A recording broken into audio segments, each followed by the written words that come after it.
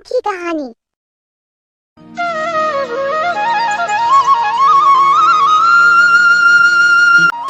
बिहार और झारखंड की सीमा के पास बस एक सुंदर सा गांव था। नाम था रामपुर घाट। इस गांव की पहचान थी सोन नदी। हर सुबह गांव वाले नदी किनारे जाते, नहाते, मछली पकड़ते और बच्चों की किलकारी से घाट गूंज उठता था। इसी गांव में एक आदमी था, नाम था गंगा महतो।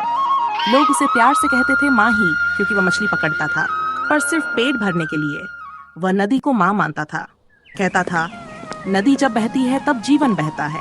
ये सिर्फ पानी नहीं, माँ का आंचल है। एक छोटा सा परिवार, पत्नी सीता, बेटा छोटू और बेटी लाली। हर सुबह माही नाव लेकर निकलता, जल फेंकता और 300 किलो मछली पकड़ता।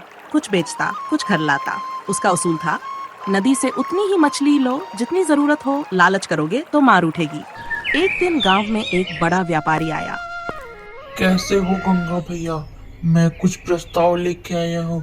क्यों ना तुम नदी से 30 किलो रोज मछलियाँ निकालो और उसे बेचूंगा, मुनाफा भी होगा। क्या कहते हो? नहीं, मैं माँ को ऐसे धोखा नहीं दे सकता हूँ। ये भला कोई बात है? रोज 30 किलो मछलियाँ निकालो।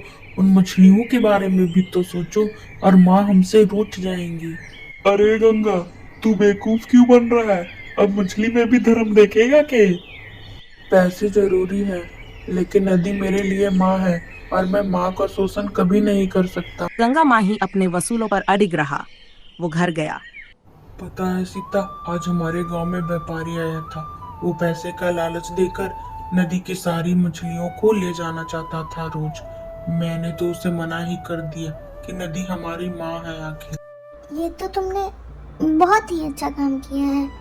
आखिर हमारी नदी को भला ऐसे कौन कर सकता है? ये बड़े बड़े व्यापारी ना बहुत ही लालची होते हैं। पैसों का लालच देके हम गरीबों को बस ठगने आता है इन्हें। पिताजी, हमें भी अपने साथ नदी किनारे ले चलो ना। आप मछलियाँ पकड़ना और हम दोनों नदी के किनारे खेलेंगे। हाँ पिताजी, हम दोनों नदी के किनारे सिर्फ खेलेंगे, हम आपको परेशान नहीं करेंगे। तुम दोनों सिर्फ घर पर रहकर पढ़ाई करो। नदी का पानी का स्तर कभी भी बढ़ सकता है और तुम दोनों के लिए वहां जाना खतरे से मोल लेना है। गंगा रोज नदी किनारे जाता, मछली पकड़ता और उसी से घर चलता। फिर एक दिन भयंकर बाढ़ आई। पूरा गांव डूब गया। घर, खेत, जानवर सब बह गए। गांव वाले ऊंचाई की तरफ भागे, पर कई लोग फंस गए। तब माही ने अपनी नाव उठाई और जान जोखिम में डालकर एक एक आदमी को बचाया। 2 दिन तक सोया नहीं, बस नाव चलाता रहा। बाढ़ के बाद रामपुर घाट उजड़ चुका था। गंगा माही ने सैकड़ों लोगों को बचाया, पर जब लौटा तो देखा उसका खुद का घर भी नहीं बचा। सीता, छोटू और लाली एक टीले पर भूखे प्यासे उसे देख रहे थे। हमारा घर तो पूरी तरह अब नष्ट हो गया है। अब हम सब कहाँ रहेंगे?